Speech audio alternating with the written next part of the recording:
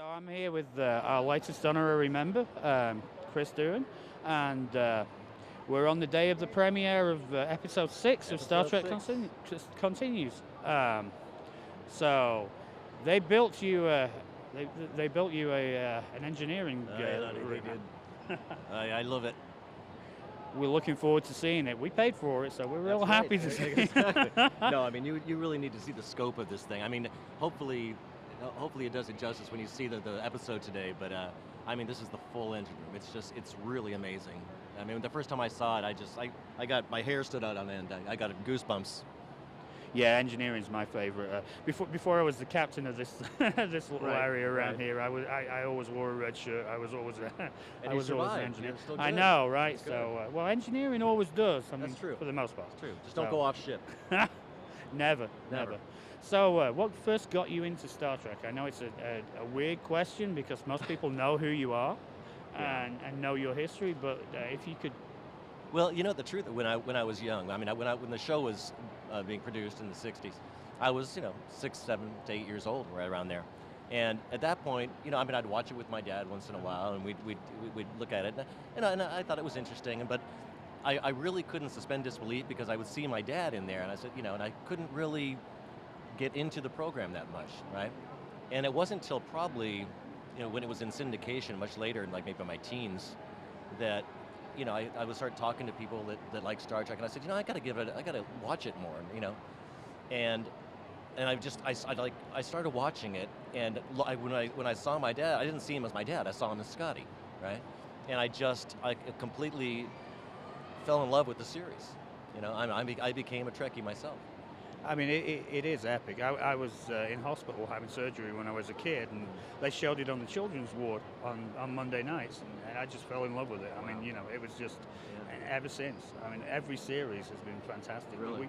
We love Star Trek Continues. Well, thank you. It's absolutely fantastic. It's a labor of love. Mm-hmm. And I know Vic spends a lot of time and attention to detail. So, I mean, but. How much preparation goes into each episode? Oh, it's tons. I mean, we're looking about filming episode 8 soon, and it's months and months of preparation. That's not even including the writing. I mean, there's it's just getting. There's so many amazing volunteers that help us with this, and it's you have to. The logistics of it are just incredible because you have to make sure that everybody can come on the same date, right? We have like a 2-week window where we film, and matter of fact, this time. I couldn't go for a certain amount of time. I can only spend like 7 or 8 days there. So they're going to have to find ways to shoot me in that time span that I have. And and there's other cast members and other people on the production team that have similar problems. They say, well, I can only be there this. So trying to figure out when to shoot, where to shoot. It's going to be hot because this is a big building and it's going to be in the middle of summer. We're going to start doing this.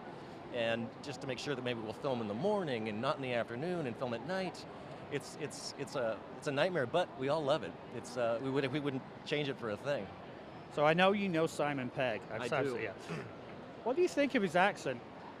I think he has a good accent, laddie. I think it's probably better than mine. The truth, I don't know, but I mean, his wife is Scottish, so she got to help him out. He was very gracious up on stage 2 years ago in Vegas. And somebody asked him, so how do you work on the accent? And he said, well, my wife and a dad and da-da-da-da. But he also said, and Chris and Star Trek Continues. He said up on stage, and and so that meant a lot. I mean, it was just very nice of him to say something like that. He's a very nice guy. We talk all the time. I was an extra in a show with him a long time ago, 20-something years ago. But he's a very talented guy. He is. I have great hopes for the new movie. He's an incredible writer. He really is. I mean, he's a proven writer, and he's a huge Star Trek fan, and that gives me hope too. When the first trailer came out for Star Trek Beyond, he wasn't happy with it. It was scary. He wasn't happy with it. I mean, motorcycles, it was like a Fast and Furious sort of thing going on. Yeah. And, and he sort of expressed publicly that he wasn't really happy with it. And the second one came out, and I thought, okay. Yeah, this is something I want to watch. This is something I want to watch, right? And I talked to him, and he says, yeah, it's more in line, it's more telling the story, it's more telling of what's going on, and he was much happier with that. Yeah, because Trekkies don't want to see pure action movies. I mean, that's the deal. We need some thought behind what's going on. Exactly. Well, thank you, Chris. It was quite my pleasure. And welcome aboard. Thank you. Very happy to Thank have you. you aboard. Thanks Thank for you. having me. And we will be at the premiere this afternoon. Awesome. Thanks.